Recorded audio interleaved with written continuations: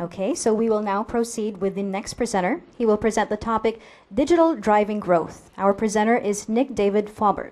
May I put my notes on your computer? Is that okay? Sure. Or beside it? I won't break it, I promise. He is the head of Digital Enterprise Media Corporation, CEO, Third Space Consulting as well. He brings 20 years of media experience to Southeast Asia through the Third Space Consulting, a boutique Southeast Asia digital and interactive media consultancy committed to fostering talent, skills, and infrastructure for a thriving regional industry. Previously as Secretary and Executive Director of the Interactive Advertising Bureau in Singapore, he is one of the popular faces of the local industry.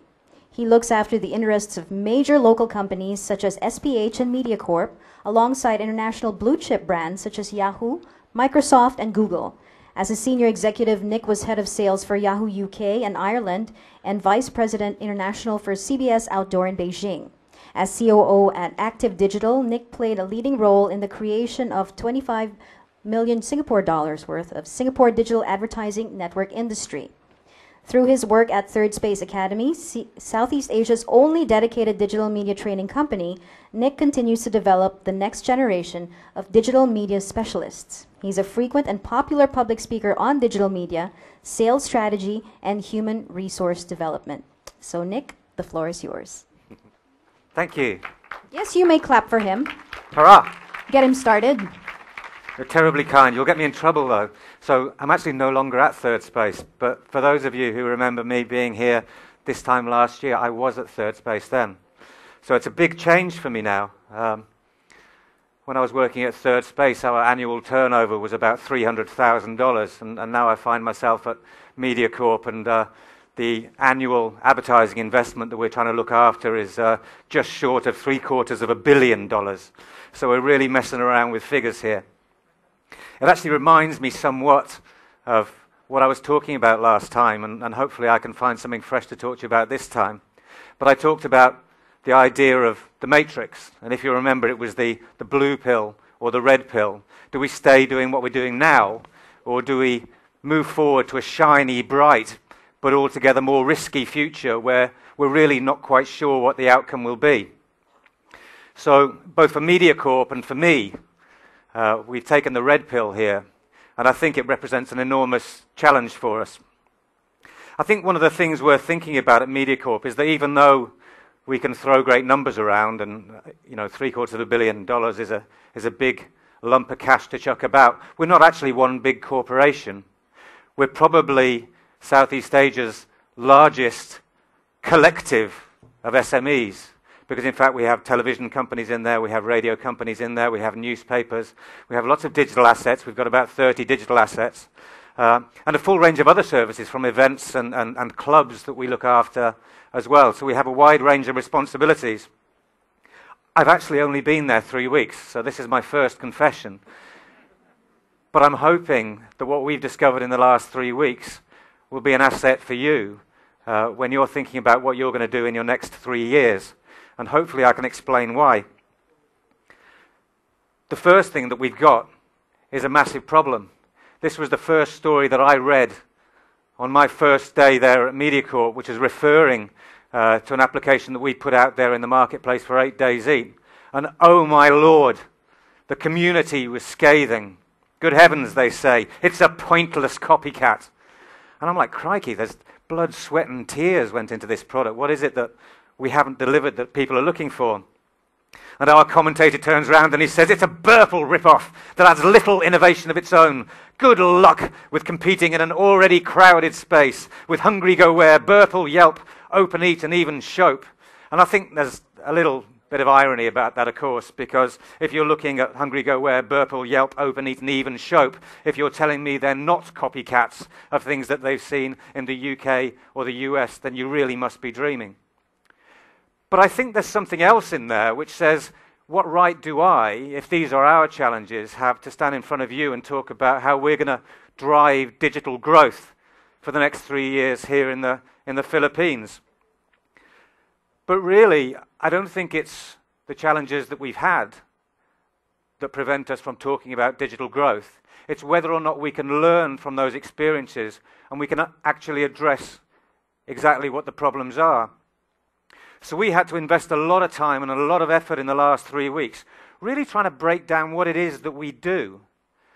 The majority of our work in media is a legacy of our fairly traditional past. We go about generating fantastic content that attracts consumers, and then what we give to advertisers is access through our platforms to those consumers.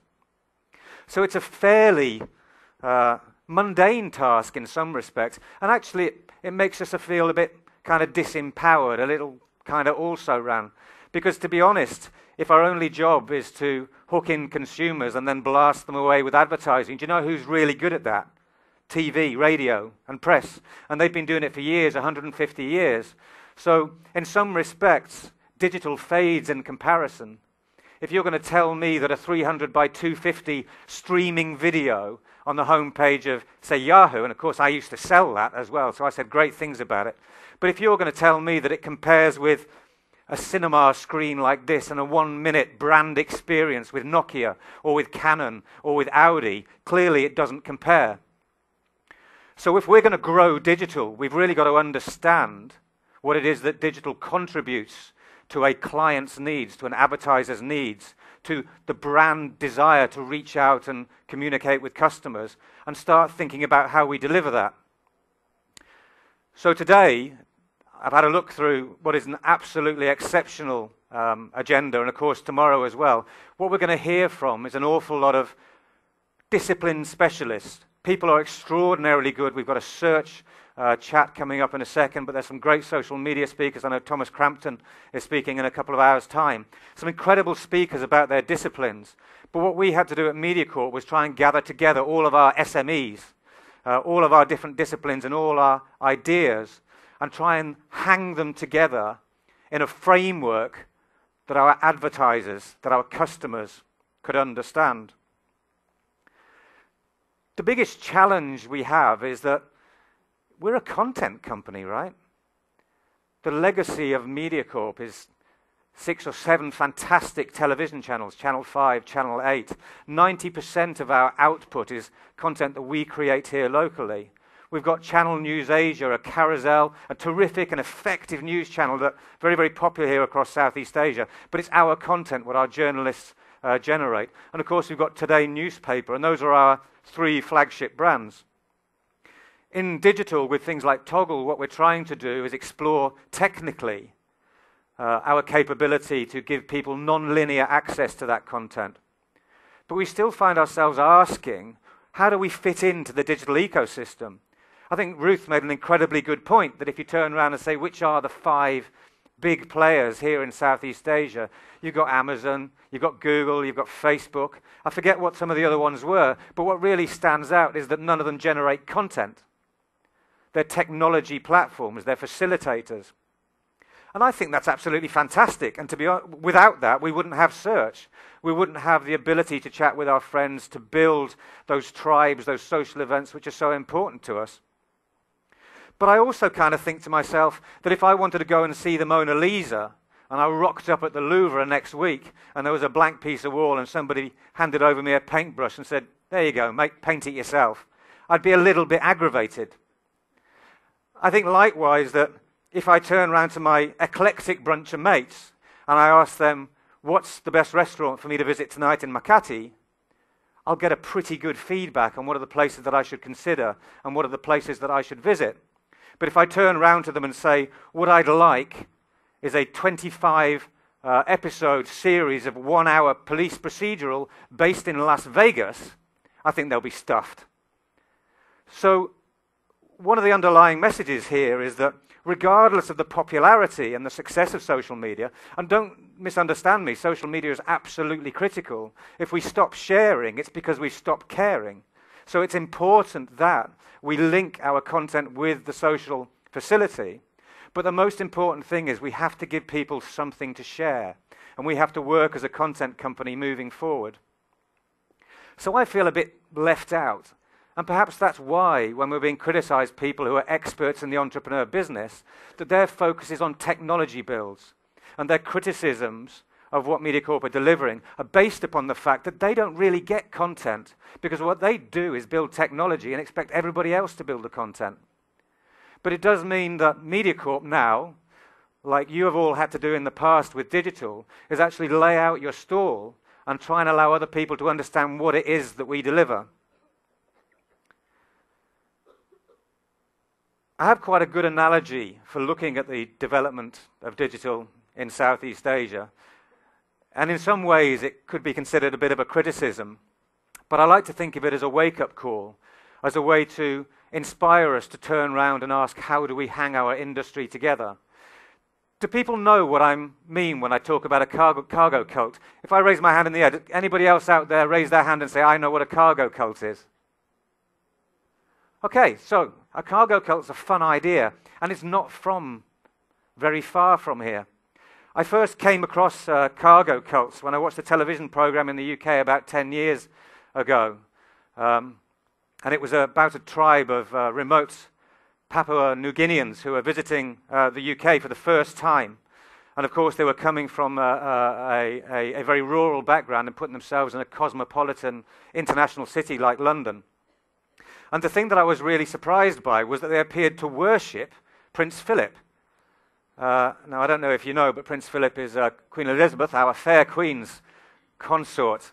Given his history of gaffes, he's not somebody that you would necessarily recognize as being a godhead. However, for these guys, he is. And I was like, what on earth is going on there? And apparently it's a facet of what's called a cargo cult. The cargo cult dates back about 80, 90 years, mainly to the Second World War. And across our region here, we suffered the ebbs and flows of huge armies moving forth across the region and laying waste to our fair countries. For a lot of people out in the South Pacific, it was actually their first encounter with developed technologies. So their experience of warfare was loads of guys coming up dressed in green, bringing boats and bringing aeroplanes. And of course these guys would rock up with their crates of cargo, and in the spirit of winning hearts and minds, the guys would then hand over their cargo to the local guys to keep them happy. To make sure there was no trouble in the local islands. So the locals, unfamiliar with any of this technology, thought this came from the gods. It was coming down from big machines in the sky. They opened the doors, and stuff came out, cargo came out. And what a genius result this was. So from zero to hero, these guys were suddenly the wealthiest they'd ever been. The challenge for them was, or the benefit, depending on how you look at it, was that, of course, 5 or 6 years later, the armies thankfully picked up their materiel and disappeared off to whence they'd came to wreak their havoc elsewhere. Locally, it was a bit of a problem, because when the armies left, so did the cargo. So from reaping the wealth and the benefits of these invaders, suddenly they were left with nothing. So what they did was, they treated it in the only way they understood, which is this was some kind of religious experience. These cargoes were clearly a gift from God. And therefore, if we copy what we saw done, if we get involved in these rituals, if we build these temples, the cargo will return. And so that's what they did. And what you can see here is a photograph of a bamboo aeroplane, mimicking the scout aeroplanes of the US forces during the war. But they also built airports. They built conning towers. They built people with coconut headphones and grass antennas, and they waited for the cargo to come. And of course it never arrived, because what they'd done was they'd emulated the outside appearance of success, but they didn't have the underlying critical technologies and infrastructure to deliver that success. And sometimes I think what we've been guilty of in Southeast Asia, and possibly at MediaCorp as well, and what we need to address is, we need to stop thinking so much about trying to copy what it looks like on the outside, trying to have ourselves an app, trying to have ourselves a search engine or an email system, and ask ourselves, what is the underlying infrastructure that we need to tie into that will actually deliver the results that we're looking for? So that's how we find ourselves now, and we've got to get a list of things to do. As much as we enjoy conferences, because you get people like myself and Ruth and plenty of the people this afternoon hypothecating in grand ideas, when we go into the office tomorrow, you're going to have a to-do list. You're paid by your clients.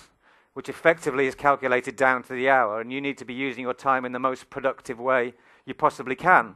So you need to sit down and stop thinking about grand ideas and start thinking about what exactly am I going to do today. And I've no doubt that this conference is really going to contribute to that. But it all comes down to setting your objectives. And that's a science, right? This is like evidence-based medicine. It's about setting a theory in advance, my objectives, what do I want to achieve, and then testing whether we delivered those or not. And that's the essence of performance marketing, is to turn around and not say, okay, what are we going to measure then, but to actually come out with a hypothesis. I think that if I reach these people who are doing this in this way, that this will be the outcome. And the measurement is secondary to the theory. What happens, I can guarantee, is that any result that you get won't be the one you hypothecated in the first place. What you then do is you tweak a variable. Say, okay, well, maybe I'll alter the websites I'm choosing, alter the message, maybe I'll alter the audience, maybe I'll alter the timing. I'll do it at 7 p.m. at night instead of 3 p.m. in the afternoon. And that's where performance marketing starts to work. And it's all about setting those hypotheses, I suppose, testing them, and then changing your output. Of course, we're going to implement technologies, but good heavens, there's a load of technologies. You guys come across the Lumascapes. These come from the US, and they're maps of industries, right? So you get Lumascape of social media, and what it's got is 15,000 brands all down in little boxes. And the truth is, I haven't got a clue what any of these people do.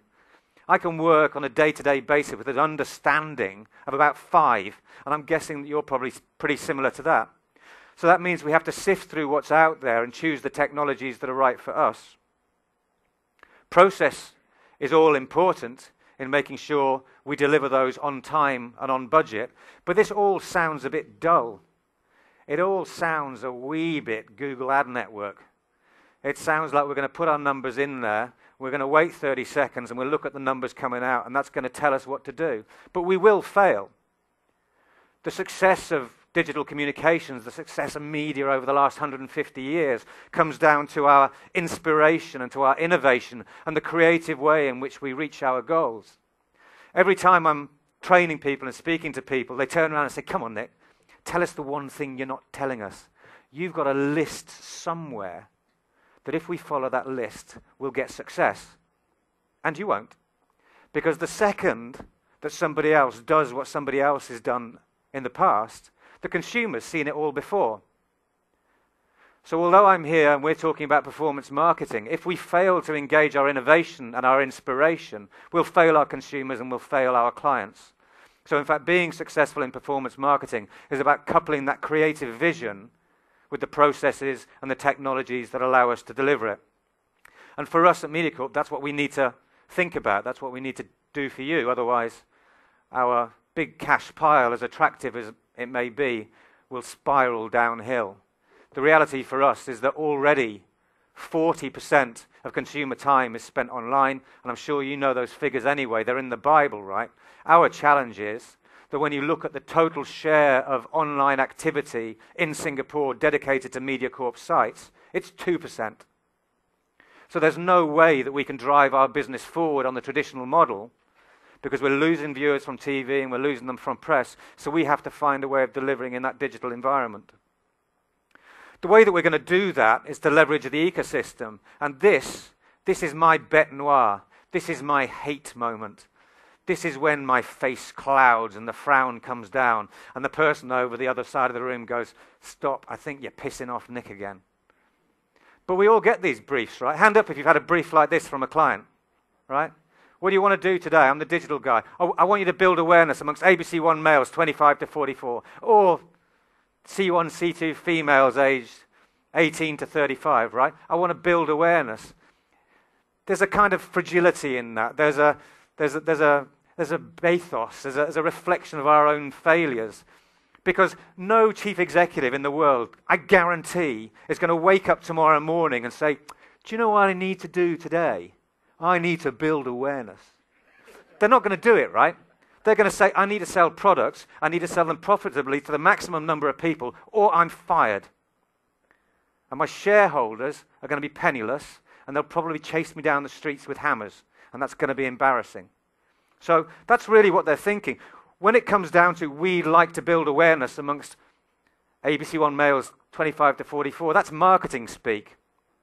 That's because we can't actually do what our chief execs want us to do. So we've built an entire industry around persuading them that the result that they're looking for lies in listening to our jargon.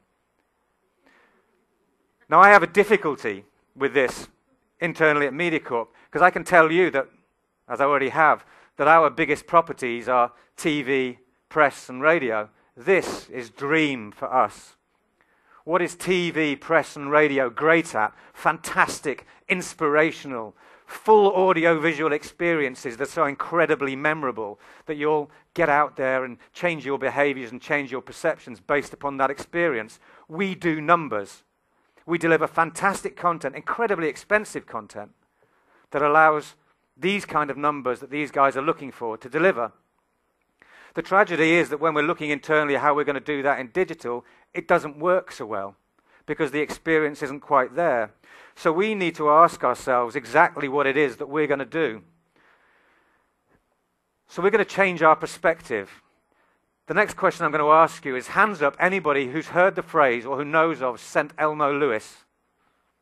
Nobody. But you do all know it because it's a very famous way of tracking the customer journey. It starts with awareness, moves into interest, build their desire, and hopefully at the end of it, we get action, right?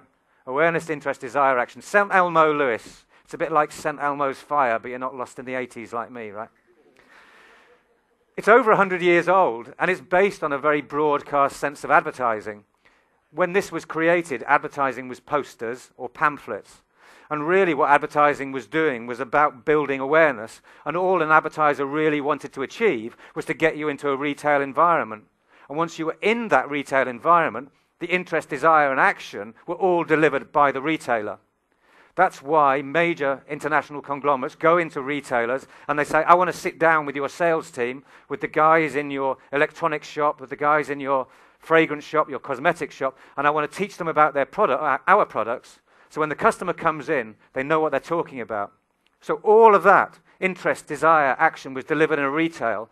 And all, for 150 years, big media did, TV, radio, press did, was build awareness. And boy, did they do it well.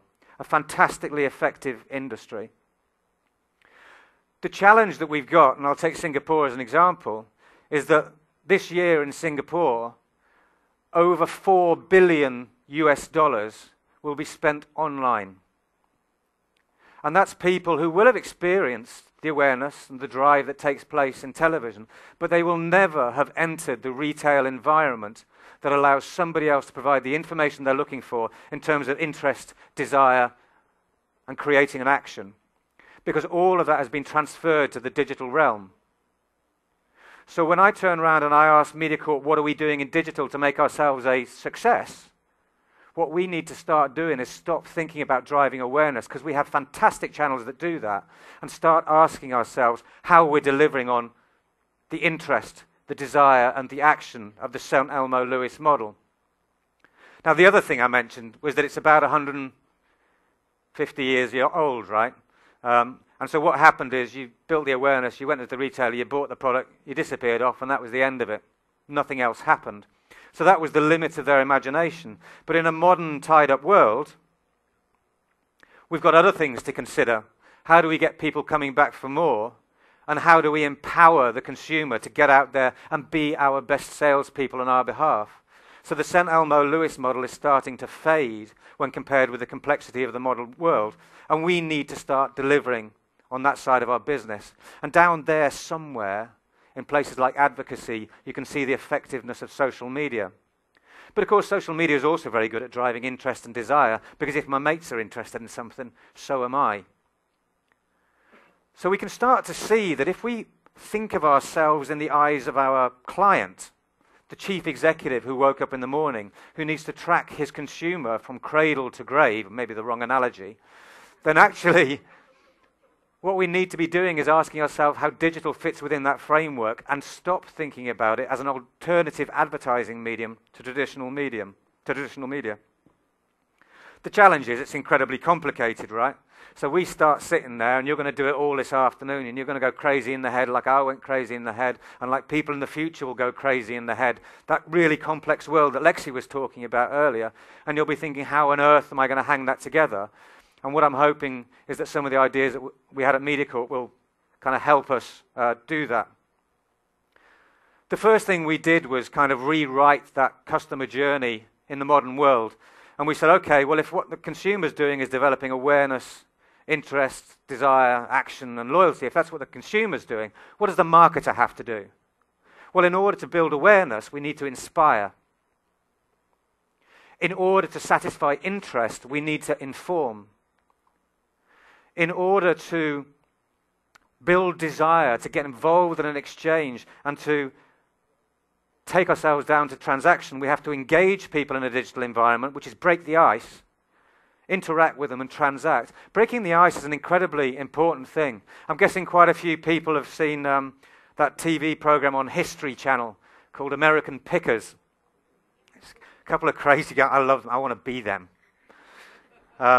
But they're actually really nice guys, but they're incredibly clever. I do like the way that when they're driving around in the van, they've got like the self-help tapes on how to be a salesperson playing in the background, and they're there mimicking and they're repeating them back and saying, I will be a success today.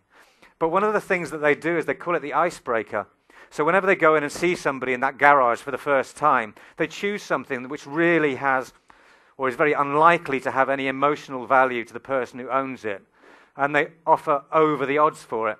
So they'll pick like an old bent piece of metal, an old hubcap from a car, and say, this is a very valuable thing. It's clearly not. It's a very valuable thing. I'll tell you what we could do. I'll give you $20 for it.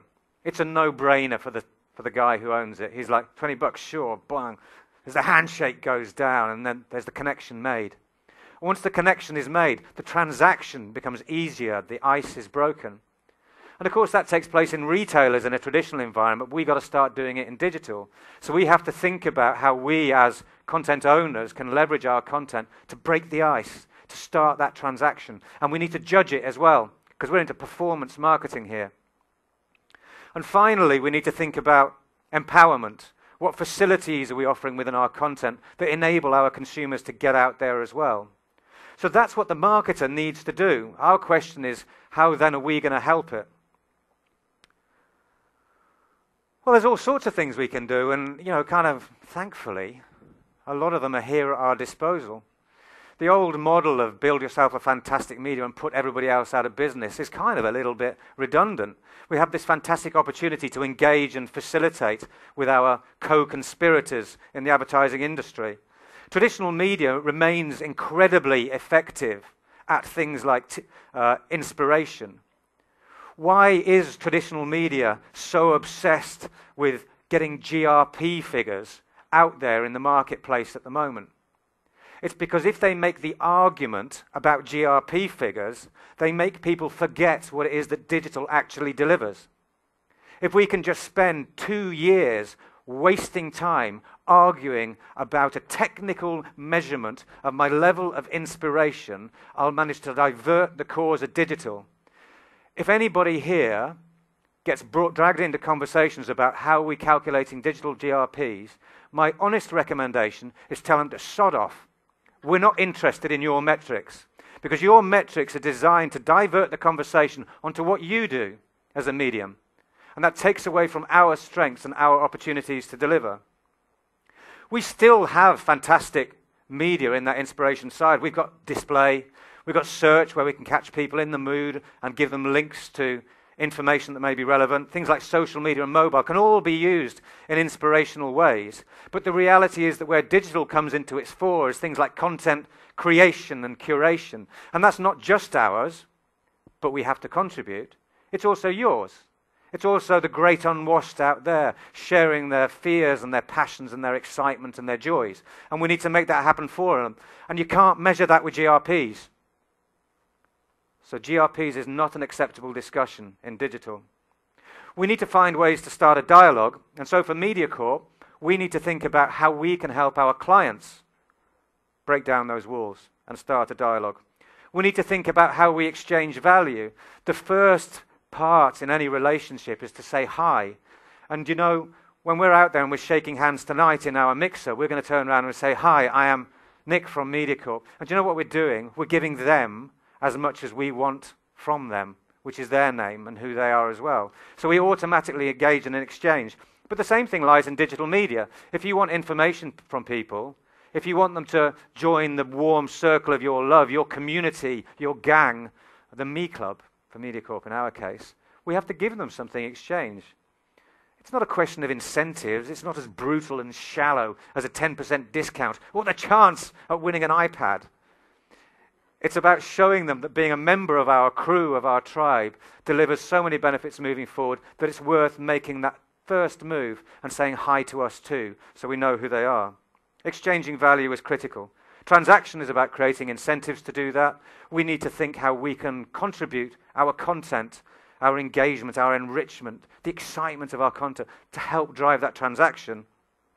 And of course, as an organization, we need to promote advocacy. In our Me Club, we've got almost 500,000 members. And I don't think there's many clubs out there, even the Reader's Digest, who can claim 10% of their national population in their own club. And that's something we're doing really well, even if at the moment we're not doing it in digital. So that's what we've got to do. We're talking about performance today. So the nice thing is, I'm just not hypothecating here. I'm saying put numbers against every bit of that. Go into your clients and say, I'm going to track your client from A to B. And B is when they're a loyal customer who tells all of their friends about your business. And I'm going to measure every step. Sure, I want my Formula One car to win the race. But in order to do that, I have to measure how my rubber is performing, how my engine is performing, how my fuel consumption is performing, how my driver is performing. And we have measurements that we can do for that. So we've got things that we recognize from traditional media, brand awareness, attitudes, perceptions, intent, reach, frequency, that we can do to measure our delivery and inspiration. But we can also measure people's responses with things like search volumes, bounce rate, pages, time on site, retention. We can measure breaking the ice. We can measure whether we're good at doing what the American pickers do by saying, did they register? Did they sign up? Did they request information for us? And then, of course, we can make sure that we're delivering according to our profit goals with things like sales value, sales volumes, and sales margins as well. Advocacy and loyalty empowerment is about how long they stay with us, and that's where we're into great data there. That's where we're saying we want to sustain a relationship over years and start measuring things in terms of return on investment over customer lifetime value. I think the other thing that we try and think about as an organization is where the marketing money is going. So we tend to think about advertising as the only objective of us working here in the interactive digital, and we chase down banner money and we chase down search or social money, but we're still operating over that side of this donut, right?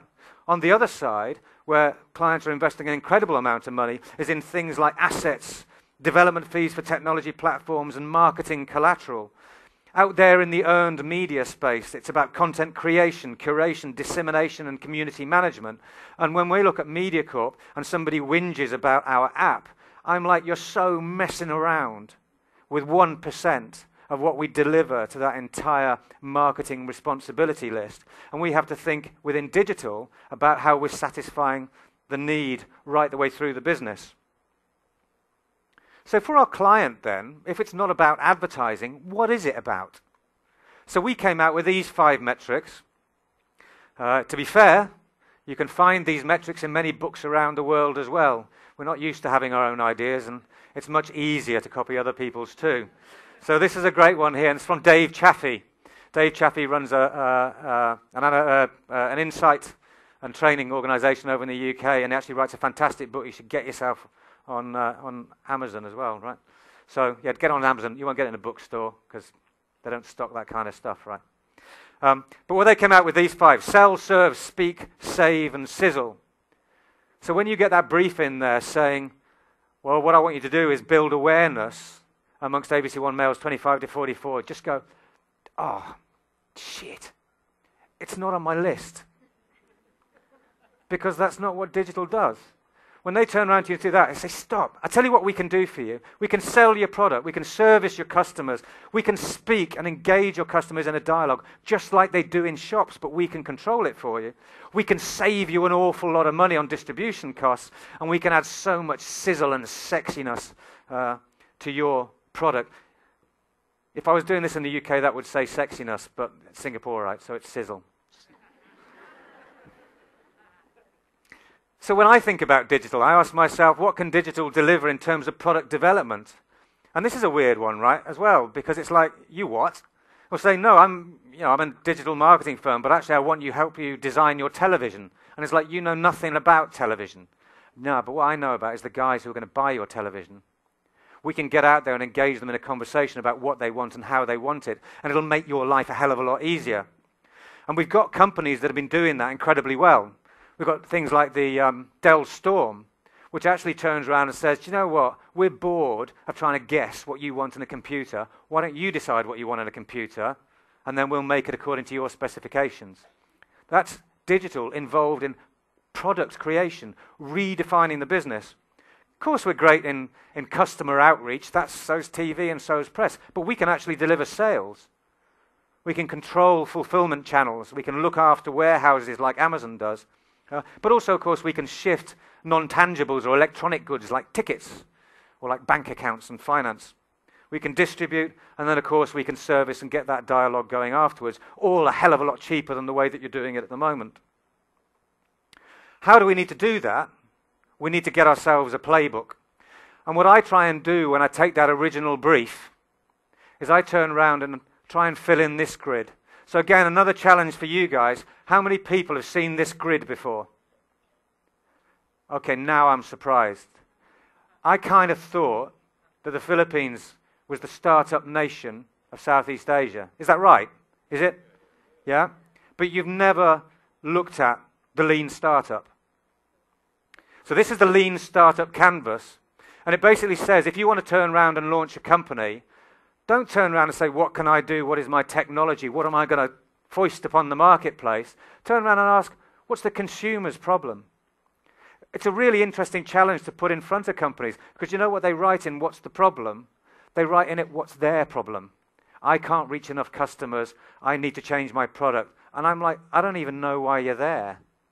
Ask yourself what the consumer problem is. Now, this is a bit of a mind play, right? This is confusing. So imagine what the consumer problem is for a camera maker. If you go and ask a camera maker what the consumer problem is, they'll say, oh, we need a bigger pixel camera with a lens that does kind of telephoto and zoom as well as widescreen. It's got to be light. It's got to fit in my pocket. But that wasn't the consumer problem for photography. For consumer photography, the problem is I want to share my life with my friends. The problem is I want to boast about what I've done. The problem is I want to demonstrate my social networking and the people I hang out with. That's the challenge that the consumer brings to the camera maker. And what the camera maker then confuses that with is what their own problems is, which is how to make a more complicated camera. But in fact, when you see companies or camera companies that have done an incredible job, and actually Ruth's part of the big Dentsu network here, and Dentsu did a fantastic job with Canon. What Canon do is not try and sell cameras. They try and sell memories. And they try and sell social engagement. And they try and sell fame. And they try and sell creativity and innovation. And that's a fantastically unusual way of looking at the business. The reason why it's really good way to look at things when we're working in digital is it starts to fill in the rest of the box. Because if you're trying to write an advertising campaign for a camera that thinks its problem is the size of its pixels or the size of its telephotos, you ain't got nothing to work with. But if you turn around and try and sell a camera on the base that we're sharing visions, sharing family life, our history, our ambitions and our inspiration, boy, you're in a digital world here. Because once we got those ideas there, we can start thinking about building platforms and delivering content that meet those goals. So when Ruth says the most important question is ask your client questions, or the most important thing is ask your client questions, These are the questions we're talking about asking here. Challenge your client in what it is they're genuinely trying to achieve. Everything else here falls in line. I look at what my consumer problem is, what's the existing solution? If I'm not differentiated, give up. Or find a way to differentiate yourself. Think about what your consumer solution is. Selling shoes doesn't have to be about making a good set of shoes. It can be about giving them a good set of shoes with 24-hour delivery. So you can actually change the entire business model in order to take advantage of the digital ecosystem and the digital infrastructure. You can build that into the product. And of course, talking about cameras again, many of them do. So now when you get a consumer camera these days, social media is already built in. You log in your Facebook, you take the snap, and it's up there on social media already. So people have changed the product to integrate digital. There's the product development side. And then of course on the other side, we've got our market development. Sorry, I'm feeling a bit like Miley Cyrus with this microphone here. We've all got to get Miley Cyrus in somewhere, right? On the other side, you've got the market development things. So we're talking about what our unique value proposition is. What is our unfair advantage? What is the things that other people cannot compete upon? What channels am I going to reach out for and how I'm going to deliver that? And in there, you can see some of the more traditional metrics, but I hope that you can see how changing the product in the first case will actually alter the way you approach your channels in the second case. Creating a practical solution then is about understanding those contexts and those technologies, understanding those opportunities and those goals.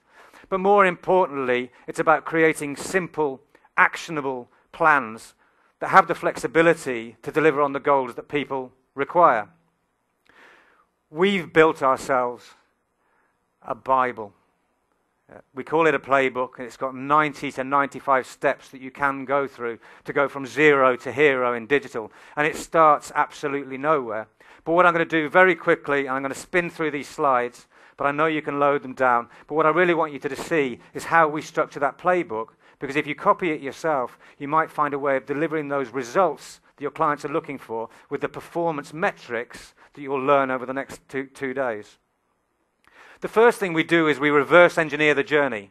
So we ask the client, what is your platform? And that's the first place you start. Not where are my banners, what is my platform? And what am I doing on that platform? And how will that deliver the solutions the client is looking for? We ask ourselves how we're building a CRM system in there. So imagine yourself going around the clock this way, right? So we're talking about getting CRM systems in there and saving data on what our customers are up to. If your client has a platform without CRM, what's the point? You can never build up that relationship. Down there at 4 o'clock, you've got content. At number 5 o'clock, you've got people out there saying, what am I going to reach out to in terms of channels? And don't forget TV and press is a part of that. Finally, halfway through the process, we finally ask ourselves what we're going to do about things like search, about social, that chat thing, about display advertising, the banners, about mobile, and of course, importantly, at the end, we look at things like evaluation. For our foundation strategy then, we ask ourselves, how are we going to involve the customer in designing the product? How are we going to differentiate the product using digital media? And how are we going to reinvent the consumer proposition to take on board what digital does? So really think about that. You're no longer a marketing company. You are now a commercial infrastructure on which your client is going to hang their business. Yeah, very important. Customer relationship management. What are we putting in place there to understand the desires and values of our customers? How are we recording that and performing accordingly? What core resource are we creating? When we're designing our platforms, are we allowing the creatives to do it? Or are we allowing the customers to do it? So many bad websites are built because nerds like me, who don't have a creative bone in their body, program it. Yeah, that's not a customer experience. That's a nightmare. How are we going to get CRM assets in there? And how are we going to establish a community within this platform to enable our customers to love us? With content, how are we getting high value, relevant, transferable data? Media Corp. How are we going to build awareness, interest, facilitate consideration, purchase and support? Media Corp. That's what we're out there doing. And how are we going to help people coordinate these activities in their organization? Because it doesn't have to be done by the content writer. It can be done by your in-company experts. There's a great company I came across, again facilitated by Dentsu. That's twice I've mentioned them. But they built it for an engineering company. And they didn't think you could do social networking with engineering because you can't put it on Facebook, right?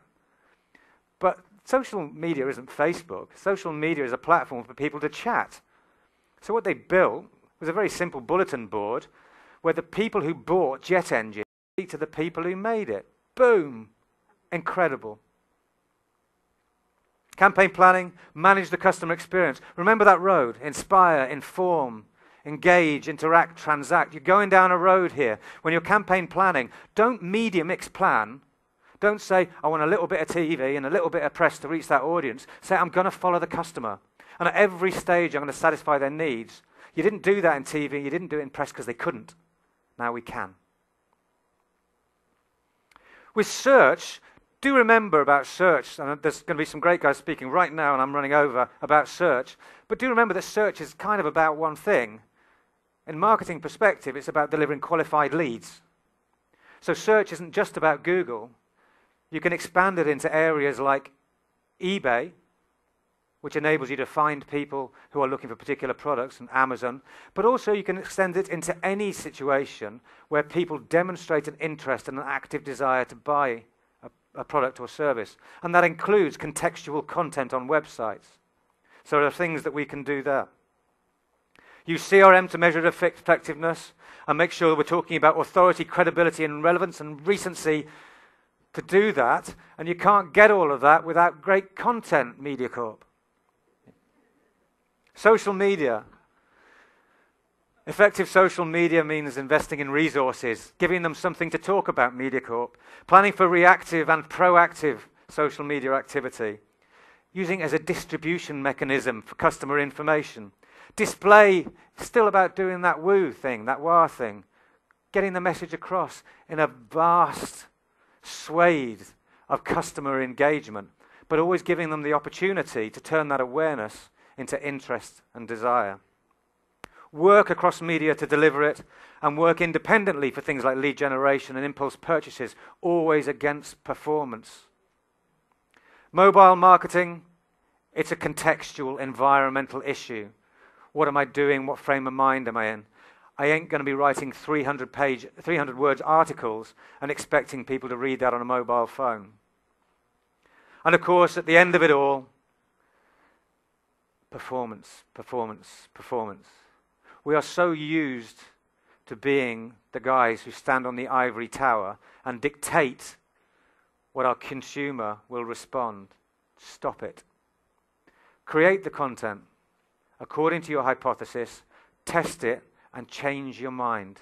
Digital media is no place for the obstinate. We have to give up the things we are most attracted to. I have a terrible problem with that. When I write things down, I work really hard at writing them. So I'm writing an article and I'm like, shit, I worked hard at that sentence. And then I read the whole article and I look back at that sentence that I carved with all my ingenuity and intellect, and I'm like, it doesn't fit. I've got to delete it. And I went through this phase of like taking out really good sentences that I'd written and then sticking them like somewhere else so I could use them again at a later point. So now I've got like this entire Microsoft Word documents of 8,000 pages just full of random garbage. But I didn't want to delete them. We have to do that in digital. We have to delete. So to finish, what's it about? Digital and performance isn't about display advertising. It isn't about search. They're critical components of what we deliver. They are things that we measure. They are the tire speeds. They are the fuel consumption. They are the engine specification. But the thing that we really own is the customer journey. And what digital delivers to an advertiser, to a brand, to a client, is to help them deliver their product development, help them reach out to customers, help them to sell that product, distribute it, and service the customer afterwards. So I hope that's really useful for you guys today, and I hope I haven't bored you too much. Thank you very much for that, Nick.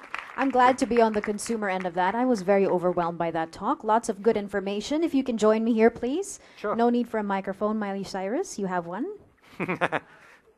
Oh, please. No twerking today, please. I'm a mother of 2 girls. Okay, so that was very interesting. You know, you guys are here to learn from the best. I think that you should all formulate your questions. If there are any questions from the floor, now would be the time, please. Because I think we will be limiting this to 2 to 3 questions, because the next is a panel discussion after a speech. Any questions? I'm safe. I've scared everybody. No, yes, you have. You scared me. Oh, Leia's got one. I'm in trouble now. State your name and your company, please. Thank you very much. Hi, I'm Pauline T. from TBWA. Actually, you presented a very complicated starting grid. Can you go through it? Because I'm not very familiar with most of them. Can Sure. you go through them? Like, what is a high-level concept? What do you mean by existing alternatives? Kind of like, just to a brief background on it. I think that's really good. The idea that I presented isn't mine, because I'm a plagiarist of the worst kind. It comes from a book called The Lean Startup. And, you know, anybody who ever wants to get involved in working with clients should always go and have a look at The Lean Startup, because it describes the thinking that a client goes through in order to bring a product to market. So what it is a very simple grid where you lay down what it is that you're building upon in your business. So the first thing you say is, what is the consumer's problem? So the consumer's problem, I need to share my memories. You know, what are the existing solutions to that? Well, it's an Instamatic camera and a photo album. Yeah. What's the solution that I'm going to propose? I'm going to propose an interactive website where you can take photos on a pocket camera and send those directly to social media and link that up with your friends. So that's the solution. You need to have a value proposition in that, which is, how am I going to get paid? What bit of that would they pay for? Because if you don't get paid, you're stuffed. It's really quite interesting in US media investment circles at the moment, where that's been a little bit lost. And what's going on a lot in the US at the moment is people saying, well, do you know what? We'll have a great idea and we'll think about monetizing it later. And I'm like, great, do that with your $200 million, not with mine. So it's about, what is the value proposition? How do we turn that into cash? And then finally, it's about saying, okay, what is my unfair advantage? The unfair advantage is the thing that nobody else can copy, because only you can do it. Now, I don't want to spend time here going through it, besides which I'd probably distress a lot of people here as well. But what it's there to show is that there is a different way of looking at business than taking a brief that says awareness amongst ABC1 males and actually saying, what am I trying to achieve with my business? So that grid is the lean startup grid, and there's a lot of spin-off books from that work alongside. Thank you very much. Next question, please. Yeah. Hi, Nick. I know this question is a bit unfair, because you've just been in Media Corp for 3 weeks, but you know, in terms of selling, right, to the media agencies, and from a client's perspective, when a media outfit comes in together with, you know, the traditional and offline, and you have 2 separate sales teams, right? And it's a translation, as you said, from what is broadcasted into an experience that's done online, and yet the selling is very different. Yeah. It is not done at a SPOC level, or it's not done on a convergent level. Yeah. I guess, you know, and then coming from that situation, then you say, while I tend to agree with you to some degree, depending on the content that's being served, that GRPs is the wrong way to look at it. But you have media planning, looking at a metric, a singular metric. Yeah. And really, you think, I mean, from what you've experienced today, what are the difficulties, I guess, in facing clients, or how do you bridge it? And do you think we have in the future potential of having a singular metric when it comes to, again, when you talk about earlier the talk of Ruth on transmedia, really looking at it as an experience, a progression of how you communicate the message in one metric, instead of, it's just that the individual metric feeds into one measurement. Yeah, I think that's a really good question. One of the things that I try and ask us all to do is to kind of take a step away from the traditional silos of our business and the way that we approach our business and what works for us as companies, and to think really hard from a client perspective about what we're delivering.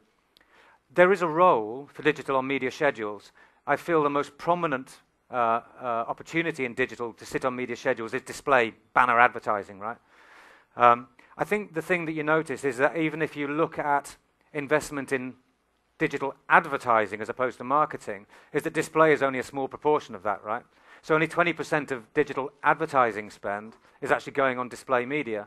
So a fraction of our advertising opportunity would ever be discussed in that kind of media planner buyer environment, that traditional environment. I think when we're talking about digital as a marketing channel, though, we have a lot more that we need to discuss, and we need to think how we're creating the right platforms and disseminating, creating, curating, distributing the right content and engaging customers.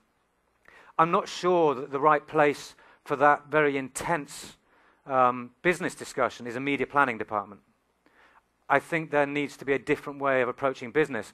And I think, Ruth's kind of touched on that a little bit, which is to ask whether the structures and the approaches that we have at the moment, which suits buying television and suits buying radio or newspaper, is right for digital, because digital doesn't deliver numbers like that. It delivers business solutions.